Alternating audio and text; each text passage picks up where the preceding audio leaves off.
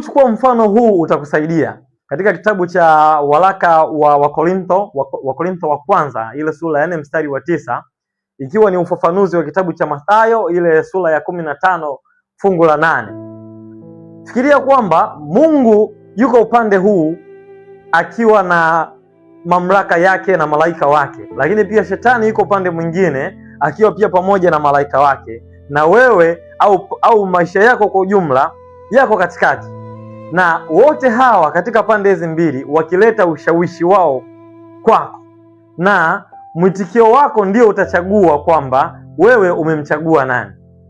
Fikiria kwamba Mungu kupitia watumishi wake anakusisitiza usome Biblia, anakusisitiza uweze kufanya ibada kwa wingi, uwe na maombi, uwe na swala, utende matendo mema ya ukarimu, uwasaidie yatima, usiwachukie watu, uwapende watu, utende matendo yote mema.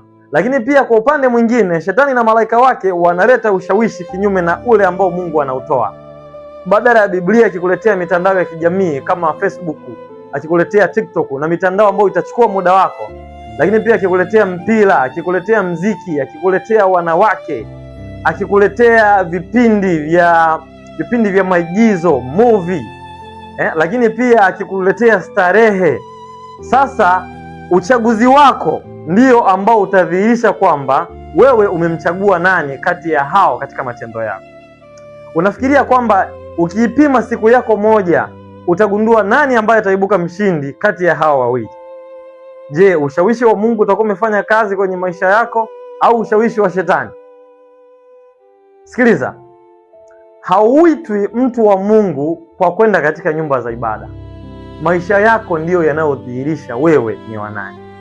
Ikiwa shetani anashinda kwa matendo yako ya siku moja, ndiyo atashinda kwa wiki, kwa mwezi, kwa mwaka na maisha yako yote mpaka siku ambayo unakwenda kaburini.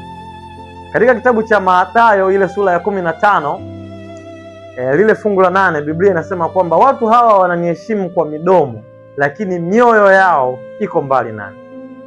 Wengi wanamheshimu mtu kwa mdomo, lakini ninapozungumzia mioyo wanazungumzia mind, akili yao imejaa mambo hayo ya shetani. Kwa mdomo wanamkiri Mungu, kwa matendo wanamkana. Kwa hiyo ikiwa shetani ataibuka mshindi kwa siku, kwa matendo yako ya siku, ndivyo ambavyo ataibuka mshindi katika safari yako yote ya maisha ya hapa ulimwenguni.